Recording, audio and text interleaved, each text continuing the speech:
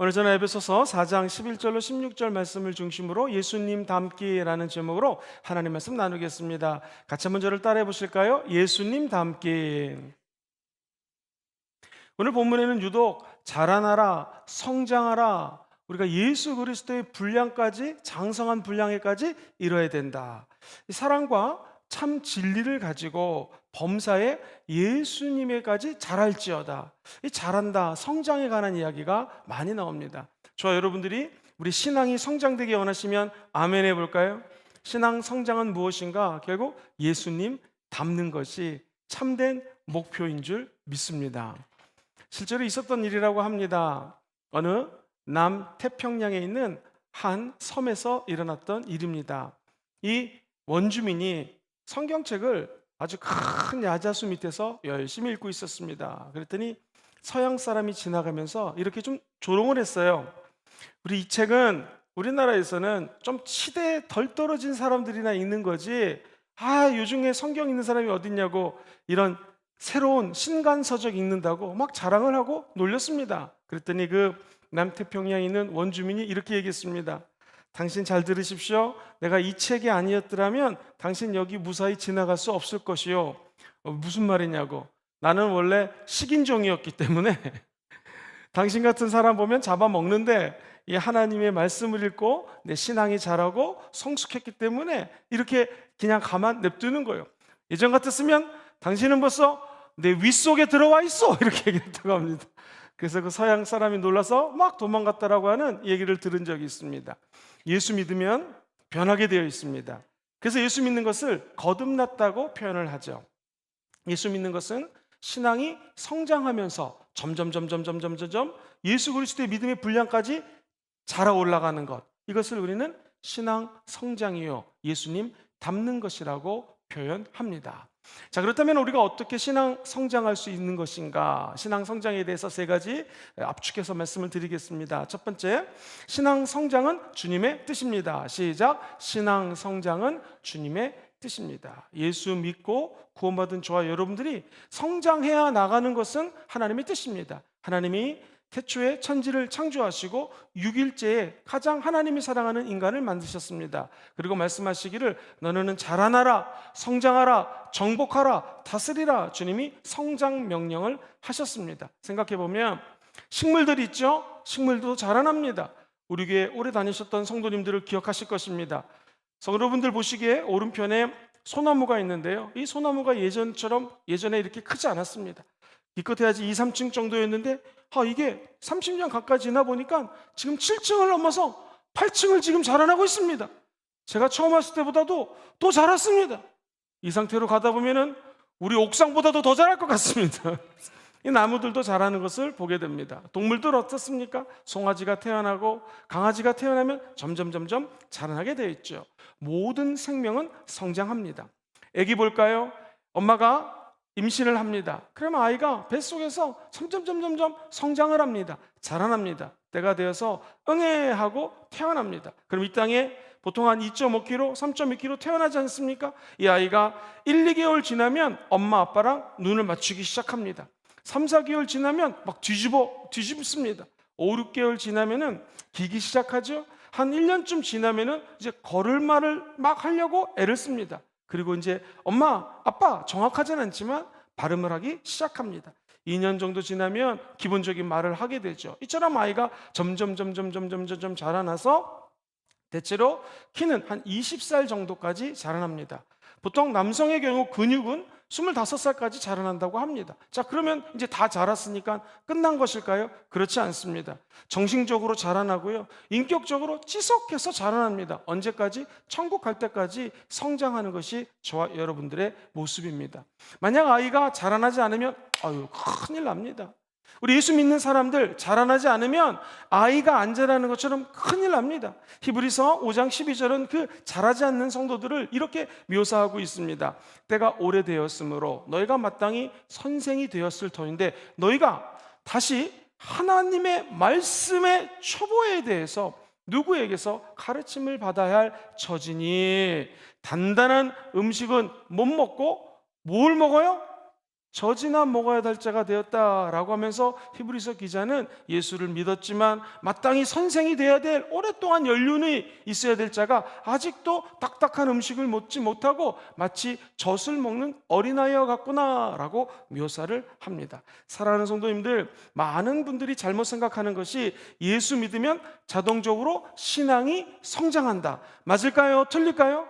전혀 그렇지 않습니다. 예수 믿고 난 다음에 거룩한 우리 예수 그리스도를 닮아가고자 하는 노력이 있어야 된다는 것이죠. 목사님, 어디까지 자라나야 됩니까? 어디까지 성장해야 됩니까? 우리가 예수 그리스도의 모습까지 자라나야 됩니다. 오늘 보면 15절 말씀 같이 읽어볼게요. 시작. 오직 사랑 안에서 참된 것을 하여 범사에 어디까지 자라요? 예수님 그에게까지 자랄지어다. 그는 머리니 곧 예수 그리스도라고 이야기를 합니다. 즉 교회의 머리된 예수님에게까지 자라나야 된다는 거예요. 잠깐 복습해 보겠습니다. 에베소서는 1장부터 6장까지 되어 있다고 말씀드렸어요. 1장부터 3장은 교리에 대해서 얘기를 합니다. 성부 하나님은 예수 그리스도를 이 땅에 보내주시고 십자가에 못 박아 죽고 그리고 부활하게 하셨습니다. 이게 하나님의 능력이죠. 장사한 지 사흘 만에 부활하셔서 하나님 보좌 우편에 앉히게 해주셨어요. 그것이 하나님의 은혜입니다. 우리 예수님은 이 땅에 오셔서 저와 여러분과의 하나님과의 막힌담이 있었는데 우리와 하나님과의 막힌담을 허물어 주셨어요. 성자 예수님이 이 땅에 오셔서 하나님과 화목하게 만들어 주셨다. 성령님은 그것도 모자라서 우리에게 인치심 도장을 꽝 찍어서 너는 내 것이다. 네가 죄를 짓고 범죄하고 미움 있고 때로는 실수하고 넘어지지만 그럼에도 불구하고 너는 내 것이라. 시작. 그럼에도 불구하고 너는 내 것이라. 왜? 성령님이 도장을 꽝 찍어줘서 이제는 마귀가 저와 여러분들을 넘볼 수가 없습니다. 누가 우리를 유혹한다 할지라도 우리의 소속은 하늘나라 소속이 되어 있습니다. 우리 아버지는 누구예요? 하나님 아버지라는 것이죠.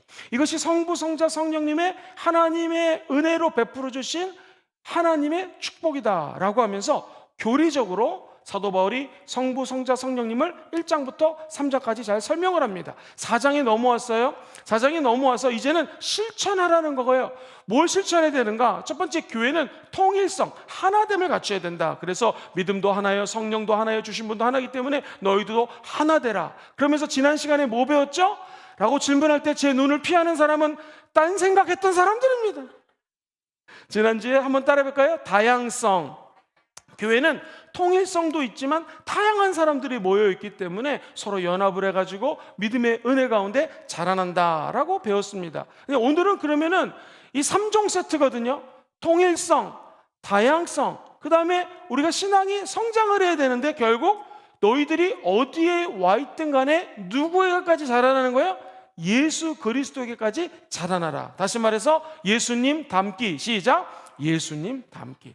교회라고 하는 신앙생활 할 때는 하나 돼야 된다 뿐만 아니라 다양한 사람들이 모여 있는데 이 다양한 사람들이 다 누구를 닮아가는 거예요? 점점 예수님을 닮아가는 거지, 닮아가는 것이 우리 크리스찬의 삶이라는 것입니다. 그래서 13절 본문 말씀에는 이렇게 표현을 하죠. 우리가 다 하나님의 아들을 믿는 것과 아는 일에 하나가 되어 온전한 사람을 이루어, 그 다음부터 시작. 그리스도의 장성한 분량이 충만한 데까지 어떻게 돼요? 이르리니. 할렐루야. 저 여러분들이 예수 그리스도에까지 풍성한 은혜로 점점 성숙해지고 닮아가시게 되기를 주의 이름으로 축원드립니다. 로마서 8장 28절 말씀 너무나 다 좋은 말씀이고 암송하시죠.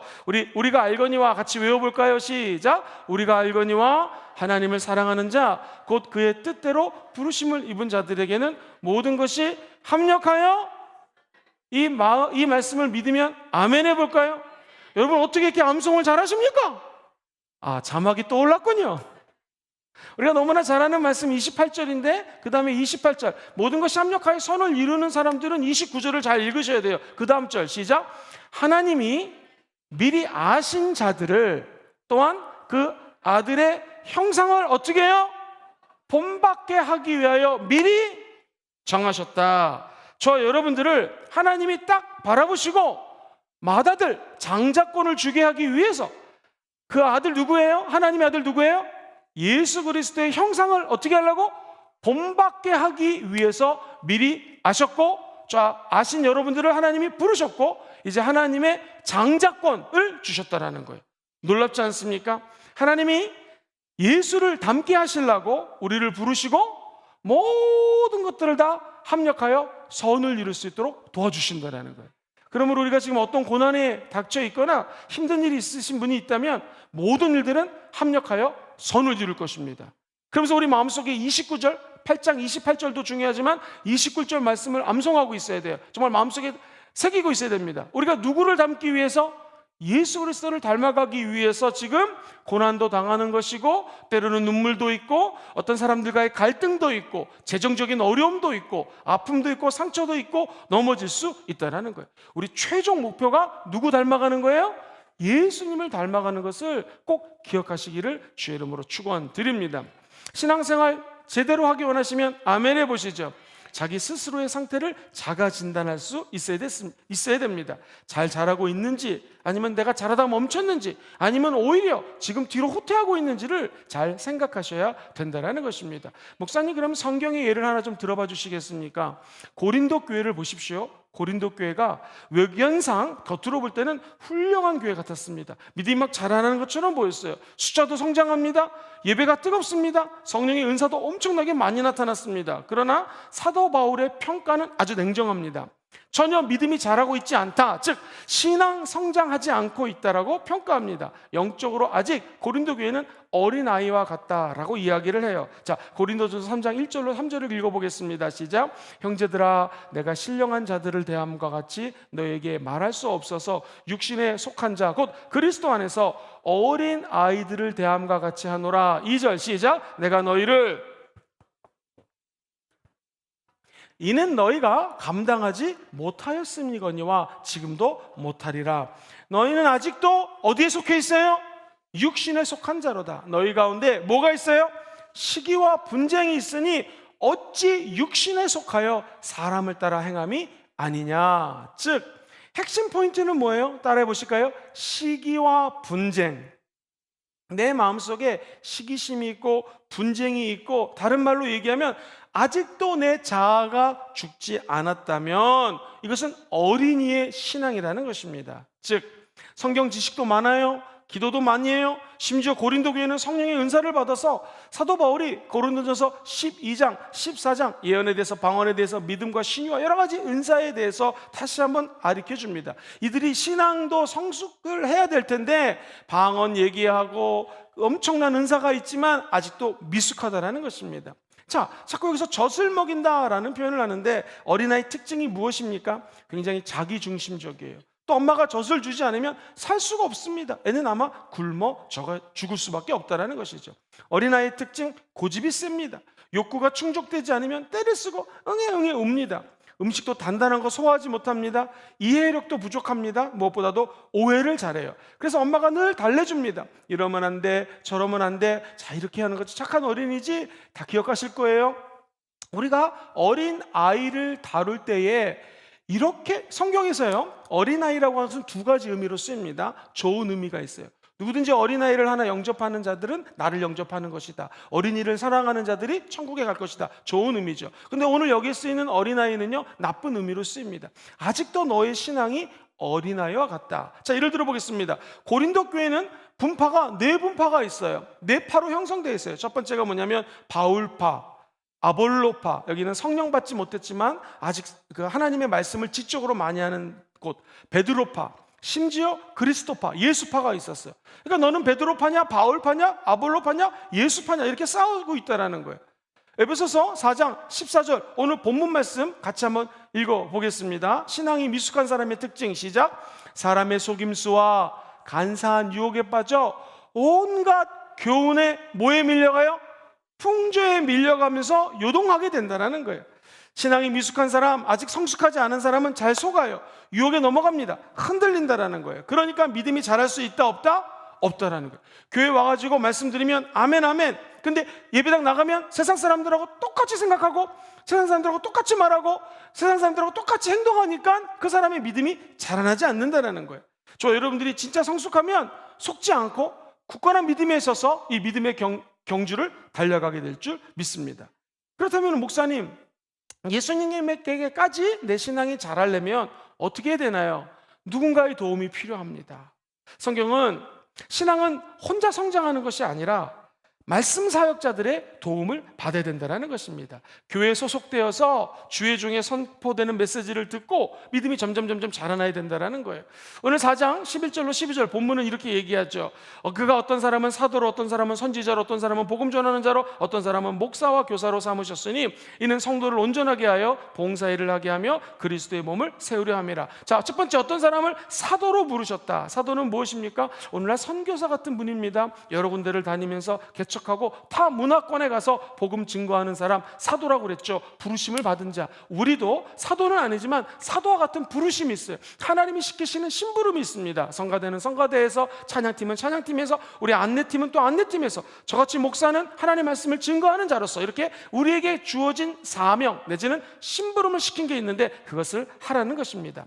그 다음에 한번 따라해 볼까요? 선지자, 예언자, 하나님 말씀을 선포하는 자들이죠. 그리고 올바른 길로 용기를 주고 그들에게 좋은 코칭을 해주는 오늘날 설교자, 뭐 이런 분들의 도움을 받아야 된다는 거예요. 자, 또 하나 한번 따라해볼까요? 복음 전하는 자, 빌리 그레임 목사님처럼 부흥사같이 다니면서 복음 증거하는 분들의 도움도 받아야 됩니다. 우리가 요즘에 코로나 때문에 부흥 강사를 많이 모셔오지만 때로는 부흥회를 하고 난 다음에 교회가 성숙해지고 성도들의 믿음이 자라는 것을 보게 됩니다. 그 다음에 어떤 책에서는요, 사도, 선지자, 복음 전하는 자, 그 다음에 목사와 교사를 나눠서 설명하고 헬라어에 좀 해석상의 갈등이 있는데 그냥 목사랑 교사를 같이 묶어서 4가지 직분 또는 5가지 직분이라고 말씀을 드렸습니다. 그런데 어쨌든 선지자 또는 예언자, 사도, 목사, 교사, 그리고 복음 전하는 자, 이 5가지 직분을 감당하는 분의 도움을 받아서 저와 여러분들이 신앙이 성장할 수 있다는 것입니다. 스포츠로 치면 사역자들은 뭐 하는 사람들인가? 코치입니다. 직접 사역자가, 목사님이 뛰지는 않지만 우리 선수들이 잘 뛸 수 있도록 용기를 주고 데이터를 분석하고 그들이 잘 달릴 수 있도록, 경기를 운영할 수 있도록 돕는 사람이 이 사역자라는 것입니다. 우리나라 2002년도, 지금으로부터 20년 전에 기억하십니까? 대한민국 딱 나오지 않습니까? 하도 20년 전에 짠짠짠짠 이게 내가 쓰고 그 20년 전께 나와요. 그때 우리 히딩크 감독이 대한민국 축구 감독이 돼가지고 얼마나 많은 한국 축구의 위상을 격상시켰습니까? 그때 철저한 과학적인 분석법. 우리가 볼 때는 한국 선수들이 체력이 끝까지 악랄하게 뛰는 거라 생각했는데 오히려 히딩크 감독 볼 때는 아니라고, 체력을 더 쌓아야 된다고 해가지고 엄청나게 기초 체력을 쌓았고 전후반 탱크처럼 뛸 수 있는 그 체력을 단련시켰던 것 히딩크의 작품이었습니다. 이것처럼 목사님은 뭐 하는 분들인가? 말씀을 증거하고 말씀을 가르쳐서 성도들이 이키핑, 하나님의 사역을 할 수 있도록 구비시키는 자들이 사역자라는 것입니다. 그렇다면 원리더님은 어떤 것입니까? 원리더님, 장로님, 권사님, 그리고 우리 안수 집사님도 다른 성도님들이 함께 사역하고 봉사할 수 있도록 그분들을 구비시켜 주시는 분들, 또는 하나님의 예배자로 쓸 수 있도록 밑에서 코치해 주시는 분들이 교회의 중직이라는 것입니다. 그러므로 내가 점점 자라나서, 옛날에 우리가 청소년 때 아기 많이 낳았을 때는요, 청소년이 엄마 아빠가 늦둥이를 나면 그 아이를 돌보주고 기저귀도 갈아주고 먹을 것을 먹였던 것처럼 이제 우리도 점점 자라면서 새로 오는 가족들이 있고 믿지 않는 분들이 이제 막 교회로 유입이 되면 그분들에게 믿음이 장성할 수 있도록 돕는 사람들을 우리는 사역자라고 이야기를 합니다. 그러므로 믿음이 성장되기 원하시면 아멘 해볼까요? 서로가 손을 잡고 먼저 믿은 자가, 먼저 깨달은 자가 하나님의 말씀을 가르쳐주고 우리를 서로 encourage, 용기를 줘서 성장시키는 것이 우리의 사명인 줄 믿습니다. 자, 그렇다면은 목사님, 내가 신앙 성장을 해야 되겠는데 좀 조심해야 될 것이 있습니까? 신앙 성장을 진심으로 원하시는 분들은 아멘 해보죠. 균형이 필요합니다. 균형. 이게 굉장히 중요해요. 그래서 오늘 핵심 포인트가 이 2번째 대지입니다. 신앙 성장은 균형이 필요합니다. 시작! 신앙 성장은 균형이 필요해요. 첫 번째는요, 믿음과 지식이에요. 그러니까 믿는 것은, 그죠? 하나님 믿습니다 이거하고 하나님을 알아가는 지식, 이 2가지의 아주 중요한 밸런스가 있어야 돼요. 이것을 성경은 오늘 본문 13절에 이렇게 얘기하죠. 천천히 읽어봐요. 시작! 우리가 다 하나님의 아들을 믿는 것과 아는 일에 하나가 되어 온전한 사람을 이루어 그리스도의 장성한 분량이 충만한 데까지 이뤄야 돼요. 자라나야 되는데, 첫 번째, 하나님의 아들 누구세요? 그분이 예수님을 믿는 것과 두 번째, 예수님을 아는 것이 하나가 돼야 된다는 거예요. 그러니까 어떤 사람은 믿음이 막 자라는데 반면에 하나님을 알아가는 지식이 안 자라요. 밸런스가 맞지 않기 때문에 몸은 커지는데, 그죠? 마음속에 있는 생각은 어린이 같을 수가 있어요. 또 어떤 사람은 너무나 성경 공부를 열심히 해가지고, 또 어렸을 때부터 교회에서 성경 공부를 해가지고 말씀은 잘 알아요.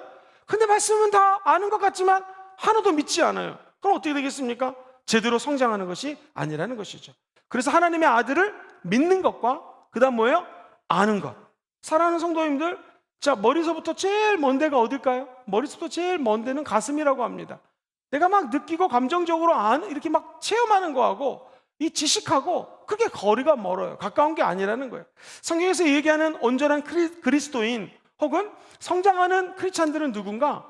하나님을 믿는 믿음이 있어야 되는데 거기다가 하나님의 말씀을 알아가야 된다는 거예요. 성경은 왜 이 세상이 망하는가? 하나님을 아는 지식이 없으면 망한다고 그랬습니다. 그래서 우리가 작년에 성경 아카데미, 우리는 또 무엇을 믿는가? 평신도 조직신학이었죠. 또 성경을 창세기부터 계시록까지 계속 공부를 해야 됩니다. 사랑하는 성도님들, 믿으면 믿을수록 하나님의 말씀이 자양분으로 우리에게 다가오게 되면 우리가 주님 안에서 건강하게 성장할 수 있다는 거예요. 아는 것과 하나님을 믿는 것이 하나가 되기를 주의 이름으로 축원드립니다. 마치 우리 예수님은 아버지 하나님과 내가 하나 된 것처럼 저들도 하나님과 하나 되게 도와주세요.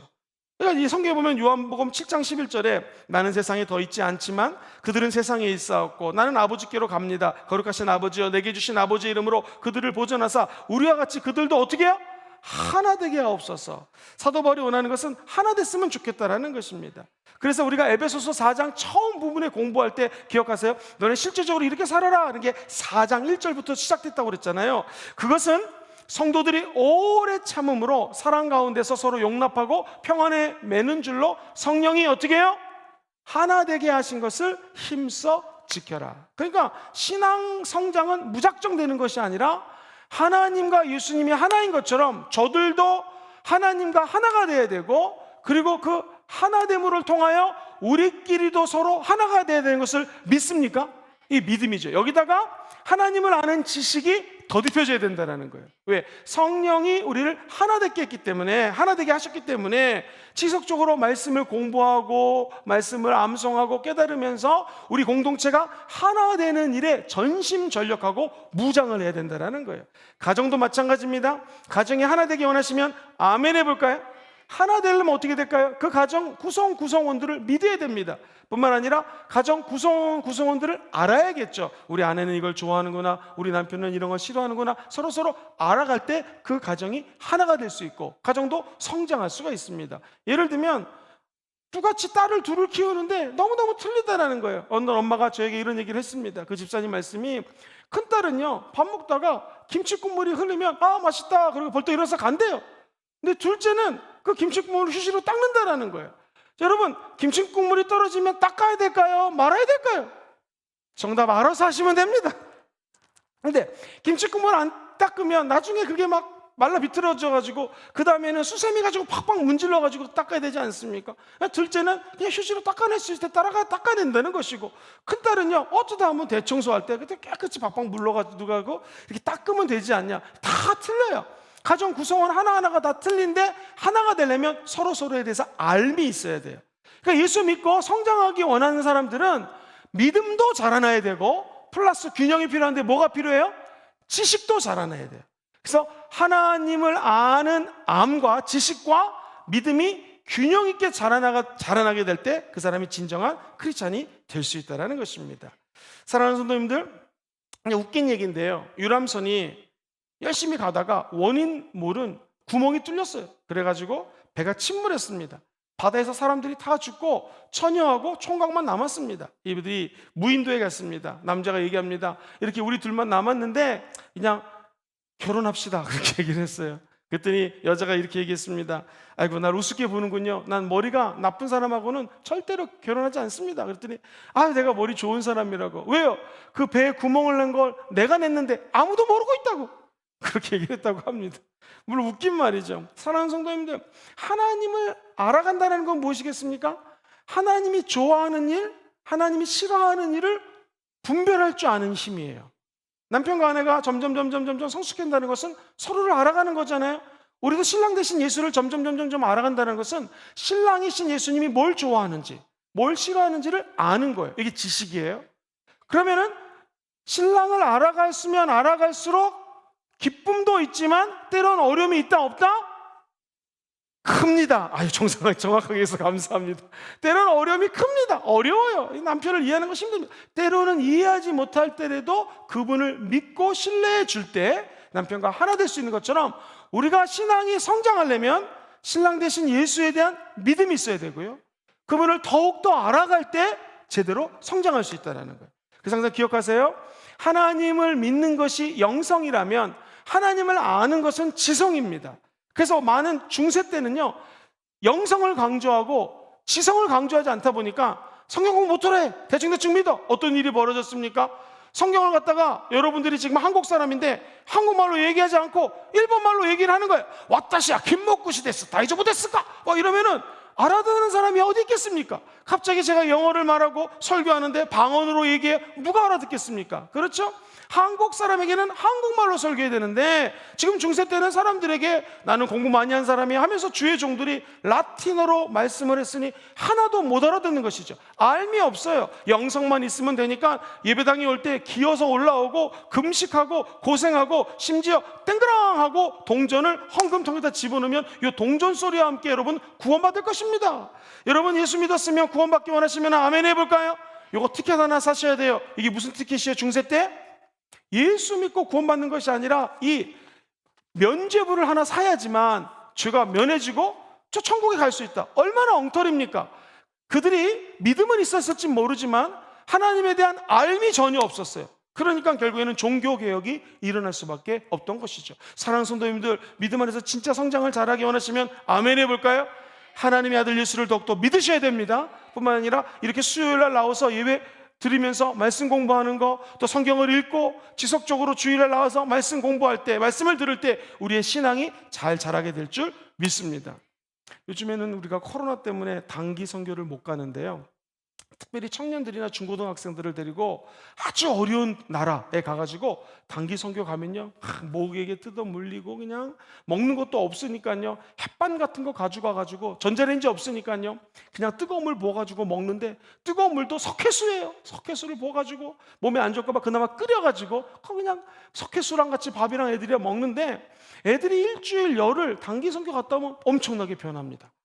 이 아이들이 첫째 믿음이 변해요. 이야, 복음을 증거했더니 진짜 사람들이 믿더라. 심지어 아픈 사람들 위해서 기도하잖아요. 그러면 중고등생들이 간절히 그분들 위해서 기도하는데 다리가 아픈 사람이 갑자기 뼈가 자라나기도 하고 막 갑자기 못 걷던 사람들이 걷기도 하고, 그러니까 와, 믿음을 보고 자라나요. 뿐만 아니라 고생하면서 먹지도 못하죠. 잠도 어쩔 때는 막 돼지들하고 같이 잠을 자는 아주 열악한 상황 속에 있다 보니까 자기 마음속에 예수님이 이 땅에 오셔서 얼마나 고난을 당하셨을까 기도하죠. 또 목사님들이 말씀 전하죠. 그러면서 이 아이들이 예수님에 대한 알미 싹 트면서 믿음이 자라요.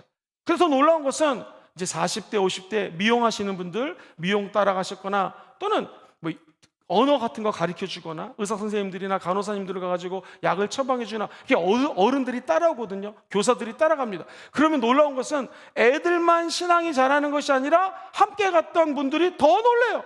그래가지고 어른들이 그냥 엄청나게 믿음이 자라서 옵니다. 그게 왜 그래요?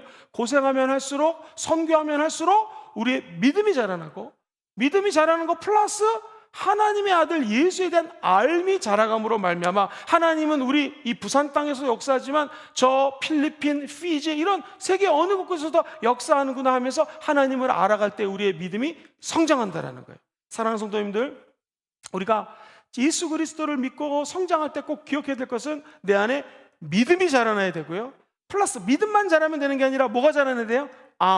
지식이 자라나야 된다는 거 꼭 기억하시기를 주의 이름으로 축원드립니다. 그런 의미에서 13절 말씀 중요하니까 한 번 더 큰 소리를 읽어봐요. 시작. 우리가 다 하나님의 아들을 믿는 것과 두 번째 아는 일에 하나가 되어 온전한 사람을 이루어 그리스도의 장성한 분량이 충만한 데까지 어떻게 하라? 자라나라, 이뤄야 된다고 얘기를 합니다. 두 번째 균형이 더 중요한데요. 한번 따라해볼까요? 사랑과 진리의 균형이 필요합니다. 시작. 자, 이 말씀은 15절에 나와요. 같이 한번 읽어볼게요. 15절 시작. 오직 사랑 안에서, 그 다음 뭐예요? 참된 것을 하여 범사에 예수님에게까지 자랄지어다. 사랑과 참된 것이 나옵니다. 사랑은 이미 많이 설명을 했기 때문에 생략을 합니다. 사랑 안에서 참된 것, 이 참된 것이 뭐예요? 진리지 않습니까? 한번 따라해볼까요? 참 진리. 옛날에 사랑과 진리, 뭐 이런 교회 이름도 있고요, 그런 드라마도 있었고요. 사랑과 진리는 항상 같이 갑니다. 예를 들어 보겠습니다. 우리가 다 자녀를 사랑해요. 그래서 아이에게 사랑을 베풉니다. 내가 너 사랑한다, 먹을 거 주고 돌봐줍니다. 그죠? 그런데 아이에게 사랑만 해주면 어떻게 될까요? 애가 엉뚱한 데로 가요. 피아노 학원에서 있었던 일입니다. 선생님이 여자선생님인데 애들을 너무 사랑해요. 피아노를 가르쳐주면서 애가 잘못 쳐도 잘한다, 사랑으로 가르쳤어요. 근데 이 아이가 나중에는 대회에 나갔는데 세게 쳐야 될 부분을 자기 마음대로 치고 여리게 쳐야 될 부분을 세게 치고 해가지고 점수가 많이 안 나가지고 탈락했다라는 거예요. 자, 그러면 어떻게 선생님은 가르쳐야 돼요? 피아노 학원에서 사랑으로도 돌봐야 되지만 이 아이가 제대로 피아노를 배울 수 있도록 진리를 가르쳐야죠. 예를 들면 도미솔이 1도 화음이고 파라도가 4도 화음인데 1도건 4도건 네 맘대로 쳐라. 솔시레가 5도 화음인데 네 맘대로 쳐라. 그럼 이렇게 안 되겠지 않겠습니까? 진리, 이 도미솔이 왜 1도 화음이고 F 코드는 왜 파라도가 되고 자세히 이 악보를 읽는 거라든가 왜 이 음을 이렇게 쳐야 되는지를 알려줘야 되죠. 그래야지 아이가 사랑도 받지만 피아노로 가는 악기는 이런 베이스적인 진리가 있구나, 기초가 있구나 하면서 이 아이는 피아노를 점점 잘 배워가게 될 것입니다. 우리 아이들을 키울 때 사랑만 해주면 버릇이 없이 클 수가 있어요. 뿐만 아니라 진리를 들이대면서 우리 어른들은 애들보다 말씀을 잘 알잖아요. 이 진리의 말씀을 대면서 너 이렇게 하면 안 돼, 오늘 공부 안 했어, 일하지 않는 자는 먹지도 말라, 금식이다 이렇게 애들을 갖다가 다그치고 먹이지도 않고, 그죠? 애들 갖다 막 힘들게 진리로만 가르치면 아이가 100% 삐뚤어질 수가 있습니다. 그러니까 아이를 잘 양육시키고 성장시키려면도 사랑도 필요하고 진리가 필요한 것처럼 우리가 진짜 잘 성장을 하려면은 아까 하나님을 믿는 믿음과 예수 그리스도의 지식이 균형을 잡아야 되는 것처럼 한번 따라해볼까요? 사랑과 진리가 균형을 잡아야 됩니다. 참된 것, 진리죠. 진리와 사랑이 하나가 될 때, 이 두 가지가 밸런스를 가질 때 그 사람은 잘 자랄 수 있다는 거예요. 그러면서 15절을 지나 16절은 이렇게 표현을 하죠. 16절 읽어보겠습니다. 시작. 그에게서 온 몸이 각 마디를 통하여 서로 도움을 받음으로 연결되고 결합되어 각 지체의 분량대로 역사하여 그 몸을 자라나게 하며 사랑 안에서 스스로 세운다. 그렇구나. 결국 각 지체가 서로 사랑하고 참된 것을 주고받으면서 자라나게 된다는 것입니다. 그리고 결국 사랑 안에서 스스로 자라나서 그 공동체가 아름답게 된다는 것입니다. 여러분, 저와 여러분들이 영혼육이 자라나게 되기를 주의 이름으로 축원드립니다. 결코 혼자서 자랄 수가 없습니다. 공동체에서 자랍니다. 그래서 기독교 영성의 핵심 포인트는 무엇인가? 하나님 말씀, 성령 안에서 기도하고 말씀 보는 거예요. 그래서 더 중요한 건 뭐냐면 한번 따라해볼까요? 공동체에서 봉사하기. 시작. 공동체에서 봉사하기. 하나님의 영성을 닮아가려면 하나님의 공동체에서 봉사하면서 믿음도 자라나고 서로를 이해하는 마음도 자라나게 됩니다. 여러분, 한번 지난 믿음 생활하면서 제일 내가 성장했을 때를 한번 돌이켜보세요. 언제 제일 성장했죠? 내가 리더가 되고 원리더가 되고 또는 어느 봉사의 모임에 들어가가지고 화장실 청소하고 설거지하면서 저 권사님은 나이가 70이 넘었는데 어쩜 설거지를 이 40대인 나보다 더 열심히 하지, 저렇게 성실하지 하면서 봉사하면서 그 권사님의 믿음 을 배웁니다. 우리 목회자 같은 사람들은 목사님들을 만나면서 목회하는 모습을 바라보고 또 열매를 바라보면서 이 목회를 이렇게 하는구나 하면서 서로가 날카로운 철이 돼가지고 다듬게 하고 변화시키고 공동체 안에서 성장이 된다라는 거예요. 그러므로 우리가 코로나 때문에 소그룹 못 모이지만 사실 코로나만 끝나면 자꾸 소그룹으로 모이고 갈등도 생기고 싸우기도 하고 미움도 생기고 그러다 다시 화목하고 이러면서 우리의 믿음이 자라난다는 거예요. 예수 믿는 사람들의 영성은 혼자 자라지 않습니다. 나 혼자 유튜브 보면서 오늘은 이 목사님 설교 100점 만점 중에 80점, 이 목사님 70점, 이 목사님 50점, 이 목사님 빵점, 김영근 목사님 120점. 할렐루야. 어쨌든 이렇게 점수 매기면서 예배 드리고 말씀 듣다가 또 말씀 끝나면 채널 바꾸듯이 다른 데로 바꾸고, 이거 믿음 성장할 수가 없습니다. 믿음은 이게 믿음을 아는 것뿐만 아니라 믿음은 내 마음속에서 예수 그리스도에 대한 사랑의 열망이 막 솟아오를 때뿐만 아니라 참된 것이 뭐예요? 하나님이 공동체에서 진실되게 성실하게 봉사하면서 우리의 믿음이 성장하고 결국 예수님에게까지 자라나는 은혜가 임하게 될 줄 믿습니다. 조금만 예를 들어 드리겠습니다. 예전에 한 교회가 있었는데 우리 같이 이렇게 좋은 본당은 있는데 부속 건물이 창고 하나밖에 없었어요. 그래서 어른들은 여기서 예배를 드리는데 창고에서 교회 학교 예배를 드려야 되는데 이게 어쩔 수 없이 아이들이 막 몰려드니까 1번부터 50번을 잘라서 첫째 주 애들 예배 드리고 51번부터 100번까지 번호를 매겨가지고 두 번째 주는 이 두 번째 팀, 또 100번부터 101번부터 150번 세 번째 이렇게 돌아가면서 3주에 한 번씩 예배를 드려요. 얼마나 힘들었겠습니까? 한 여자 소녀가 아파서 늘 예배 참석하고 싶었는데 올 수가 없는 거예요. 이 아이가 결국에는 병 때문에 천국을 갔습니다. 머리맡에 봤더니 유서가 적혀져 있어요. 제가 읽어드리겠습니다. 이 목사님이 이 유서를 읽는 장면이 이제 한번 떠올리면서 한번 들어보세요. 목사님, 저는 교회에 가서 예배를 드리기를 원했는데 교회가 너무 작아서 교회에 들어가지 못했습니다. 제 차례가 기다리다가 부름도 받지 못하고 이렇게 죽습니다. 제가 먹고 싶은 것도 사 먹지 않고 모아놓은 돈 57센트가 여기 있습니다. 이 돈으로 교회를 지어서 우리 마을의 아이들이 다 함께 예배를 드릴 수 있도록 도와주세요. 제발 큰 교회를 지어주세요 라고 목사님께 편지를 써놓고 이 아이가 죽었습니다. 목사님이 울면서 그 유서를 읽었습니다. 그때 어른들의 마음이 움직여가지고 교회를 세웁니다. 이 교회가 템플 교회라고 하는 교회예요. 이 템플 교회는 나중에 템플 유니버시티, 템플 대학을 세웁니다. 나아가서 극빈자를 무료로 치료해주는 선한 사마리안 병원까지 생기게 됩니다. 템플 대학은 지금도 많은 사람들이 신학교도 공부하고 역사도 공부하는 유명한 대학으로 미국에서 자리매김을 하고 있습니다. 자, 이 소녀 비록 몸은 다 성장하지 않았어요. 근데 이 안에 뭐가 있었어요? 사랑이 있었어요. 그래서 하나님에 대한 사랑, 그리고 참된 것, 정말 예배 드려야 되는데 예배 공간이 모자르다. 진리의 말씀을 선포할 수 있는 공간을 참된 것에 대한 애착이 있었어요. 결국에 이 어린 소녀의 유서 하나가 오늘날 템플대학교 그리고 큰 병원을 낳게 된다는 것이죠. 사랑하는 성도님들, 저와 여러분들의 믿음이 어디에 있는지 예의주시하시고 우리가 밸런스를 갖춰가면서 우리 믿음이 성장하게 되기를 주의 이름으로 축원드립니다. 한번 따라해 볼까요? 믿음과 지식, 시작. 그 다음에 사랑과 참된 것, 시작. 사랑과 참된 것. 참된 것이 뭐예요? 진리죠. 그래서 사랑과 진리, 이것들이 다 균형을 맞추면서 자랄 때 우리가 제대로 성장할 수 있다는 것입니다. 바라기는 우리의 믿음이 균형을 갖추면서 다 성장하시기를 다시 한번 주의 이름으로 축원드립니다. 이제 마지막 세 번째 거 간단히 설명하겠습니다. 이제 신앙 성장하기 원하시는 성도들은 다시 한번 더 아멘 해보시죠. 신앙 성장은 결론적으로 무엇인가? 예수님을 닮아가는 것입니다. 목사님, 예수님을 어떻게 닮아갈 수 있을까요? 내 생각이 예수를 닮아가는 것입니다. 점점 예수 생각하는 것이죠. 우리 마음속에 우리 얼마나 현세적입니까? 되게 현실적이라는 거예요. 아파트 값이 얼마로 올랐다, 떨어진다. 굉장히 민감하게들 반응하지 않습니까? 우리가 굉장히 자기 중심적입니다. 인간이 어쩔 수가 없어요. 때로는 음란하고 악한 생각을 많이 합니다. 근데 주님을 닮아가려면 염려도 하지 말고 걱정도 하지 말고 자꾸 예수님 생각하는 거예요. 예수님의 제자들 먹을 거, 명예, 돈 안 생각하고 예수님 따라갔을까요? 그렇지 않습니다. 예수 제자들도 책망을 많이 들었습니다. 베드로도 하나님 일보다 자기 세상 사람들의 일을 먼저 생각한 적이 있었습니다. 우리도 예수를 닮아간다고 하는 것은 자꾸 베드로처럼 하나님의 생각으로 대체해 나가는 일련의 과정이 신앙생활이에요.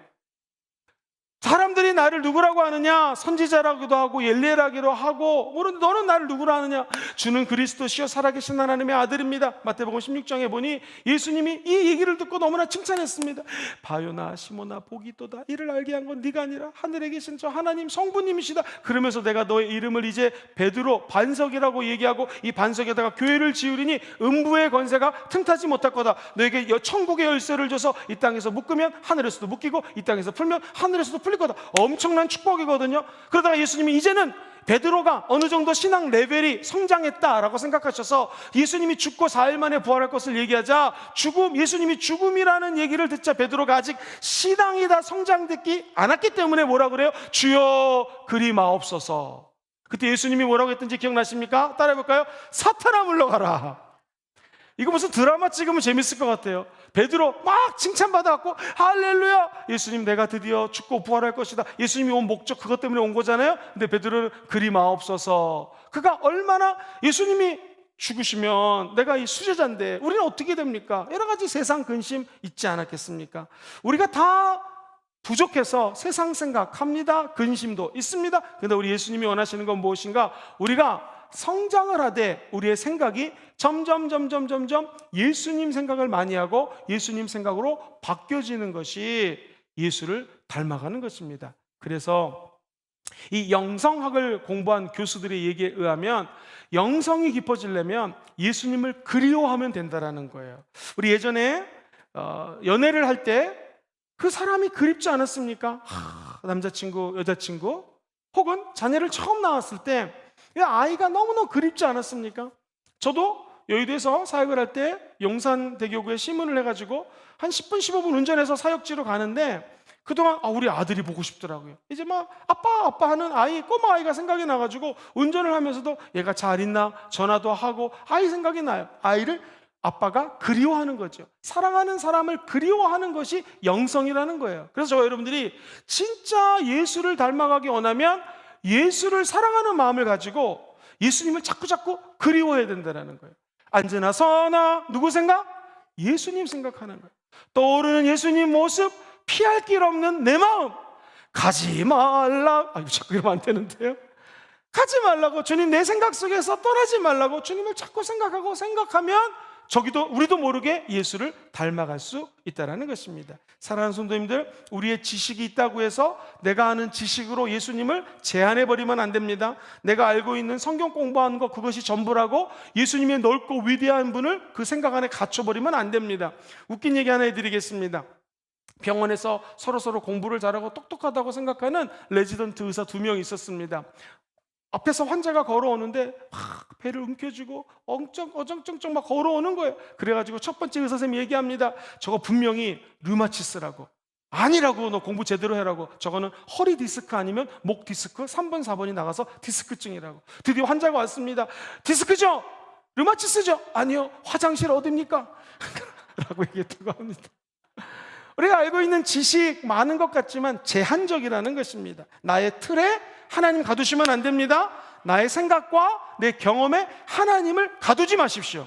하나님은 전지전능하신 분이십니다. 우리는 그저 그 하나님을 자꾸 묵상하고 생각하면 할수록 주님을 닮아가게 된다는 거예요. 뿐만 아니라 우리 인생의 비전과 목표가 누구를 닮아가야 돼요? 예수님을 닮아가야 됩니다. 우리 예수님 요한복음 4장 34절 이렇게 말씀하셨어요. 예수께서 이르시되 나의 양식은 나를 보내신 이의 뜻을 행하며 그의 일을 어떻게 해요? 온전히 이루는 것이다. 예수님은 이 땅에 오신 목적이 하나님의 일을 이루기 위해서 오셨다라는 거예요. 이게 예수님의 비전입니다. 예수님 누가복음 19장 10절에 자신의 오신 이 땅에 오신 목적을 이렇게 얘기하십니다. 인자에 온 것은 잃어버린 자를 찾아 어떻게 해요?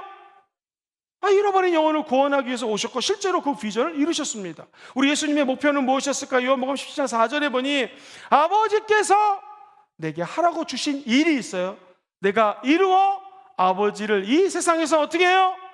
영화롭게 하는 게 내 삶의 목표라는 거예요. 그러므로 우리가 인간관계 때문에 힘들고 저 사람이 나를 싫어하는 것 같아, 난 이 사람이 싫어, 이런 거에 집중하면 안 되고 우리의 비전과 목표가 땅의 것을 쫓지 마시고 하나님이 나에게 시켜준 일을 바라보며 나가라는 거예요. 결국 예수님 십자가에 죽으면서 뭐라고 말씀하셨습니까? 내가 다 이루었다. 예수님께서 다 이뤘다는 것은 하나님이 예수님께 맡겼던 모든 비전과 꿈을 성취했다는 거예요. 저 여러분들도 천국 가는 날까지 이 비전을 이루어드리는 백성들 되시기를 주의 이름으로 축원드립니다. 비록 우리가 천국 갈 때 아들, 딸들 앉혀놓고 큰딸아, 아빠가 아파트 강남에 있는 압구정 A 아파트를 너에게 준다, 둘째 딸아 두 번째 빌딩은 너에게 준다, 이런 유언하지 않더라도 우리 자녀들에게 유언할 수 있는 가장 좋은 곳이 무엇이겠습니까? 내가 하나님이 나에게 시키신 일이 있었는데 이 아빠는, 엄마는 이거 다 달려갈 길을 다 가고 내가 모든 최선을 다하여 이 일을 마쳤고 선한 싸움을 마쳐가며 이제 나는 천국 간다. 천국에는 선한 면류관이 기다리고 있으니 너희들도 내가 비록 재산을 물려주지 못한다 할지라도, 명예는 못 물려준다 할지라도 천국 갈 때까지 이 믿음을 간직하고 달려가라 라는 하나님의 비전과 목적을 유언으로 남기는 저와 여러분 되기를 주의 이름으로 소망해 봅니다. 마지막 세 번째로 예수 닮기 원하시면 아멘 해볼까요? 우리 생활 방식이 예수님을 닮아가는 거 되게 중요합니다. 예수님 굉장히 검소하게 사셨습니다. 예수님 만왕의 왕이시고 모든 만물의 주인이시고 모든 이름에 뛰어나신 이름이 예수님이신데 어떻게 사셨을까요?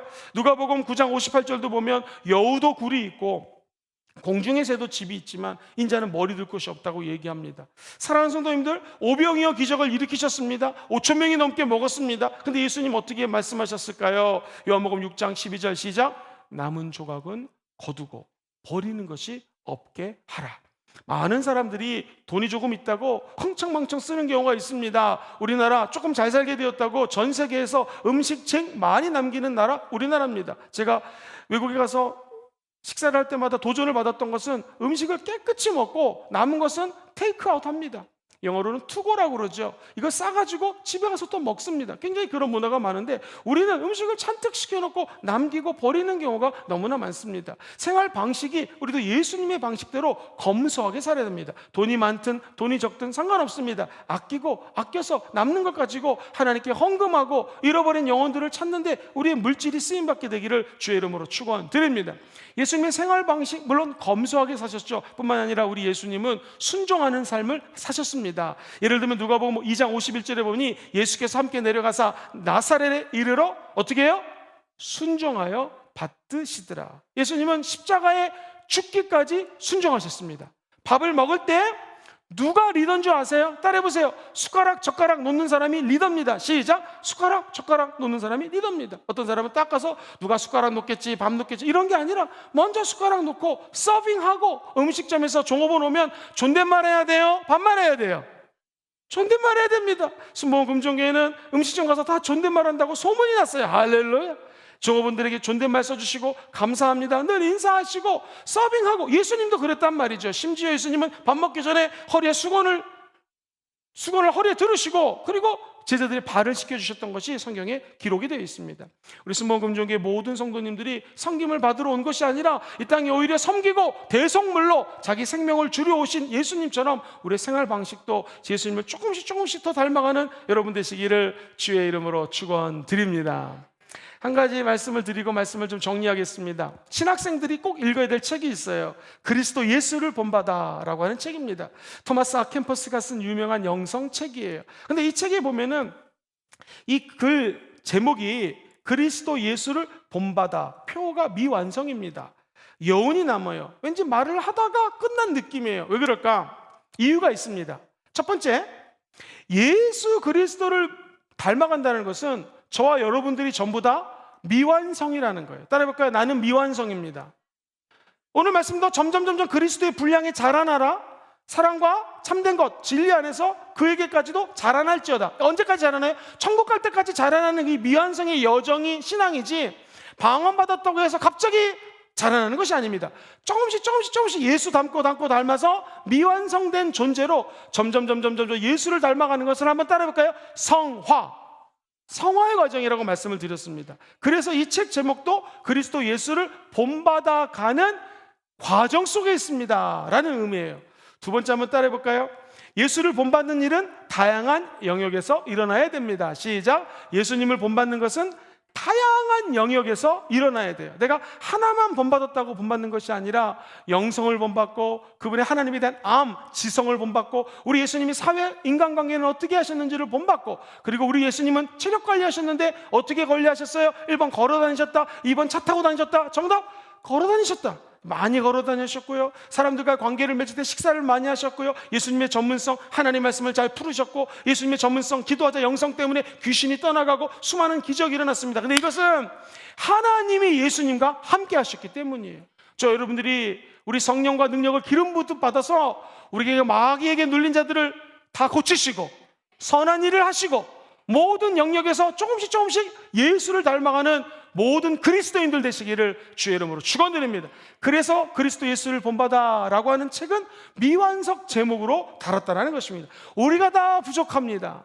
그리고 우리 모든 영역에서 다 예수를 닮아갈 수는 거의 불가능하겠죠. 그럼에도 불구하고 하나씩 조금씩 내 삶이 예수를 닮아가는 것, 이것이 바로 우리 크리스찬들이 이 땅에서 실천해야 될 덕목이라는 것입니다. 성부, 성자, 성령님을 너희가 알았는가? 에베소 1장부터 3장, 4장부터 이제부터 예수님을 닮아가라는 것이죠. 어떻게 닮아가는가?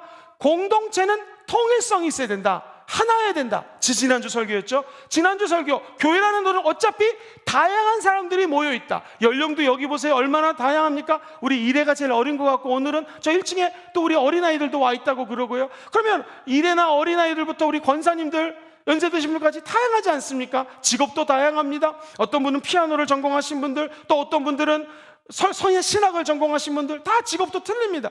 그럼에도 불구하고 이 공동체에 모여서 우리의 신앙이 자라나고 풍성해지는 거예요. 근데 잊지 말아야 될 것은 누구를 닮아가는 거예요? 결국 예수님을 닮아가는 것이 신앙 성장이라는 것입니다.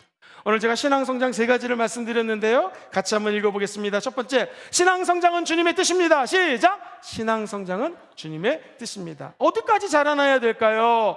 정답! 예수님의 모습까지 자라나는 거다. 두 번째, 신앙 성장은 누군가의 뭘 받아야 돼요? 도움을 받아요. 그래서 우리 교회 목회자들이 있는 것입니다. 주의 종들이 있는 것입니다. 그래서 원리더님들이 계시고 중직 장로님들, 권사님들, 안수 집사님들이 계신 것이죠. 자, 두 번째, 우리가 이 신앙 성장하기 원하면 다시 한번 아멘 해보죠. 뭐가 필요하다? 균형이 필요해요. 어떤 균형? 첫 번째, 믿음과 또는 지식의 균형이 필요합니다. 하나님을 믿는 것과 아는 것이 함께 자라나라. 두 번째, 뭐가 필요하다? 사랑과 진리, 사랑 안에서 참된 것을 행하라. 그래서 그리스도에까지 자라날지어다. 이 2가지 균형이 필요하다고 말씀드렸습니다. 자, 마지막 3번째, 결국 결론은 뭐예요? 신앙 성장은 예수님 닮아가는 거예요. 3가지 영역에서 첫 번째, 시작, 생각을 닮아갑니다. 두 번째, 시작, 인생의 비전과 목표를 닮아갑니다. 마지막, 생활 방식을 닮아가는 것, 예수 그리스도를 끝까지 닮아가는 여러분 되시기를 주의 이름으로 축원드립니다.